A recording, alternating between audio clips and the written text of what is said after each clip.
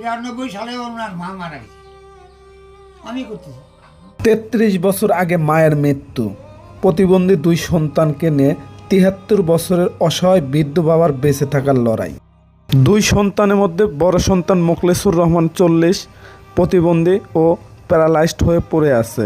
ছোট ছেলে লাইসুর রহমান 35, সেও ঠিকমতো চলাফেরা করতে পারে না।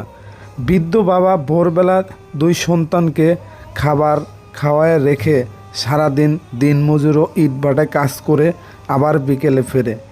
অসহায় 2 ভাই সারাদিন অপেক্ষায় থাকে কখন বাবা ফিরে আসবে। তাদের গোসল করানো, খাবার খাওয়ানো সহ সমস্ত কাজ তার বাবা করে দেবে, সেই অপেক্ষায় তাদের প্রতিটা সময় পার করতে হয়। এদেরকে ছোট থেকেই এর মা মারা গেছে। মারা যাওয়ার পরে এই পর্যন্ত আমি এইভাবে নিজে যে কোনো শ্রম পরিশ্রম দিয়ে মানুষের বাড়ি যে কোনো হোক আর এর হোক করে আমি এদেরকে খাওয়াই। তারপরে প্রতিবন্ধী হওয়াতে তারপরে আবার হয়ে গেলে সেটার প্যারালাইসিস, কোমরটা পড়ে গেছে। হাত পা কোনো চলতেছে কিন্তু কোমর উঠতেছে না। দীর্ঘ প্রায় 11 মাস চলতেছে, দেখতে তো পায় না। তারপরেও এই আবার কোমর পড়ে নিজে বুঝতে পারে, কিন্তু কোমর উঠতেছে না। ও গাড়িতেও পারে না, আমি করাই।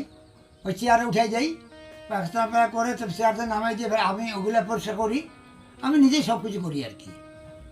2 ভাইয়ের 2টা ভাতা কার্ড এবং বাবার বয়স্ক কার্ড থেকে যা আসে আর বৃদ্ধ বাবার দিনমজুরি করে যা পায় তাই দিয়ে খেয়ে না খেয়ে কোনো মতো চলে যাচ্ছে তাদের জীবন। দিনাজপুর জেলার বিরল উপজেলার ভাটরা ইউনিয়নের গোপরা গ্রামের আশরাফ আলী ও তার 2 সন্তানের বসবাস।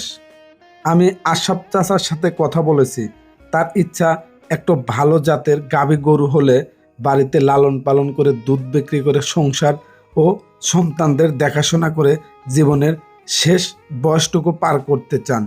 আসুন আমরা সবাই মিলে অসহায় চাচা তার সন্তানদের জন্য 1,10,000 টাকার ব্যবস্থা করে একটা ভালো জাতের দুধওয়ালা গাভী কিনে দেই, তার সন্তানদের মুখে এক টুকরো হাসি ফোটানোর চেষ্টা করি।